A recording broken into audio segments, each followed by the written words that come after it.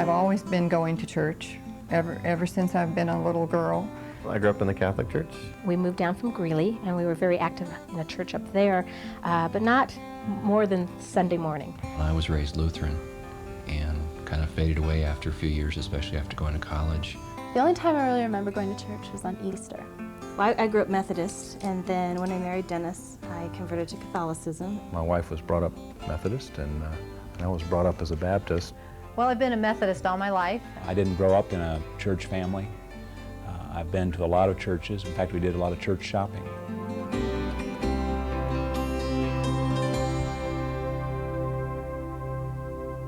What we looked for was someplace where we felt welcome, a place where we felt at home.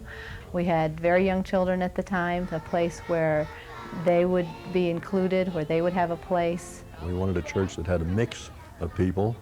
We didn't want one that was all senior citizens. We preferred a younger church, despite what I looked like. I think coming to a situation where you see the people involved and you see,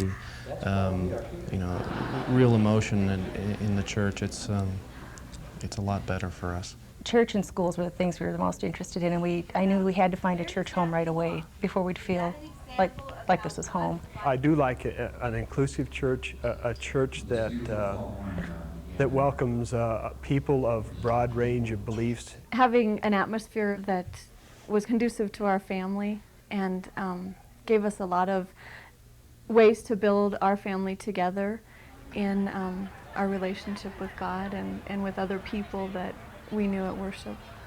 Something warm, inviting, that would allow us to grow in our spiritual paths and encourage our children in their faith, and that would allow us opportunities to meet other people and grow in friendships, but mostly for our faith.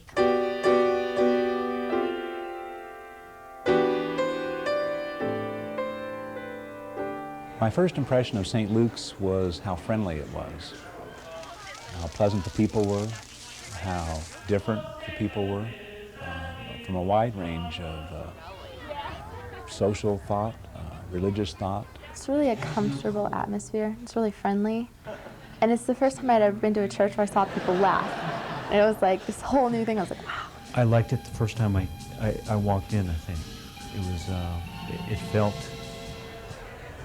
it felt homey. And we found a mix of people in ages, youth programs, and just a friendly spirit that we were looking for. The first thing when we walked in, we saw young couples like ourselves searching for the same thing, going through the same craziness in their life, and that was a nice common ground to have with people. It was very comfortable, was probably the word I could probably use that kind of explains it. And there were so many ways to get involved in other aspects of besides just going to church on Sunday. It was pretty much love at first sight with St. Luke's.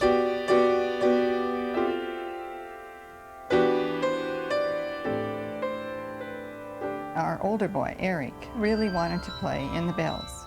He had played in the previous church he'd been in, but this was an adult bell choir, not a youth bell choir. And that adult bell choir just took him in and made him feel respected and cared about. And even now in college, he knows that those people care about him. What was said when we first came to St. Luke's is very true, that they meet you where you are.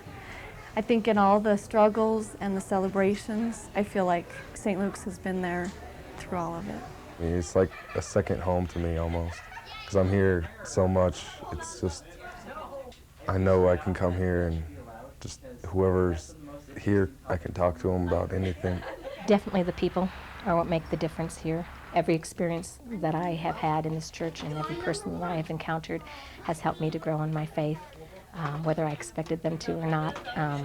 That's just kind of the atmosphere that's here. When we first started coming here, I was taking Afton down to Sunday school, and we were at the top of the stairs, and she saw Dick in the hall, and she said, "There's Dick, Mommy." And instead of just waving to us, he came over to her, knelt down to her level, and he said, "Hi, I'm really glad you're here today." But I just thought, how neat to make a little 4-year-old feel so important that she's here, that it really mattered. And with the messages that Dr. Evans gives, I think he really relates to all people. I just really enjoy Dick's sermons. He takes the scripture and he applies it to your daily life. You don't feel like you're being preached at. He just helps you understand the Bible and how to live it. For me, teaching disciple is a chance not only for me to share the Bible with other people, but it's also a chance for me to learn more each time from the people who are in the class.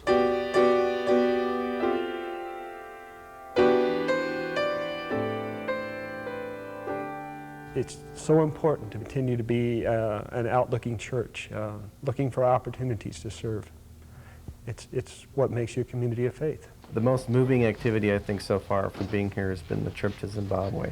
Seeing what those folks did and the support that this church gave to the people over in Zimbabwe. I thought that was really quite remarkable. Every area that we give money to, we also have individuals that are involved. We support the Bridgeway Home for Pregnant Teens, Capitol Hills Community Service.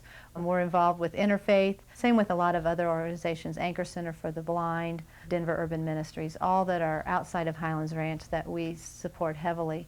And then we're involved on a national basis in the sense that we support a Methodist missionary in Argentina, so we look even beyond the Denver area. I did bell choir for a while. I'm on the prayer chain. I've been active in stewardship. And I'm in the youth choir. We're part of the PMS group, Parents Managing Stress. I'm on family ministries. I do the pumpkin patch. I've been participating with my wife Carrie in the brass choir. I did the women's ministries, UMW. I also chair the church administrative council. And I've been a liturgist, and basically anything you can do here I've done. There's lots of things that you can do here at St. Luke's and lots of ways you can contribute. So I think that's the most important thing, is that you get involved and you do become more involved with the church, and then hence you'll become more involved with the people. Becoming involved with a mission program here, or even some concert performances or singing, those things provide a kind of intellectual and spiritual connection that you just don't forget. I found talents I didn't even know I had by being active in the church. And I think it's come back to me. It has made me a better person.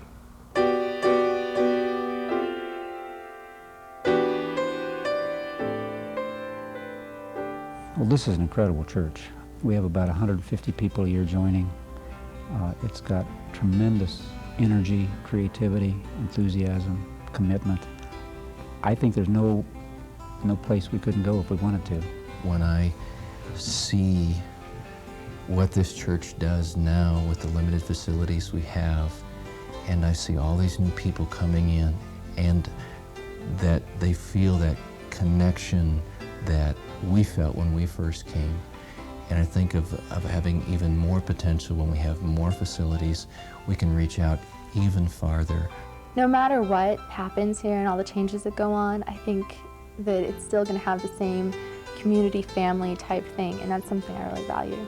The commitment is here to each other, to say, you know, we're committed to you, we're going to support you, come join us. We're one of the fastest growing Methodist churches in the Rocky Mountain Conference, so we must be doing something right. And to meet the needs of the people in this growing community, we're going to have more space. There are a lot of people looking for this kind of place. We fill a need that people have. That's important. You know, the people that St. Luke's can be so important to are the people like I was 3 or 4 years ago, who've just moved into the community, who are beginning to look for a church. They're the people that show up on Easter or Christmas in one of those big, massive services. And the future of St. Luke's is whether those people can't find a parking spot, whether there are not enough chairs for them. And the future of St. Luke's is whether those people go away. Our future can be whatever we choose to work with God to do. The blessings are many. And I think it's our privilege to build our future, not just for our kids, because this is such a community where in a couple of years, who knows if you and I will still be here, but St. Luke's will still be here, and it will still be touching people's lives and reaching out in ministries and bringing people to know Christ, and that's a privilege to be a part of that.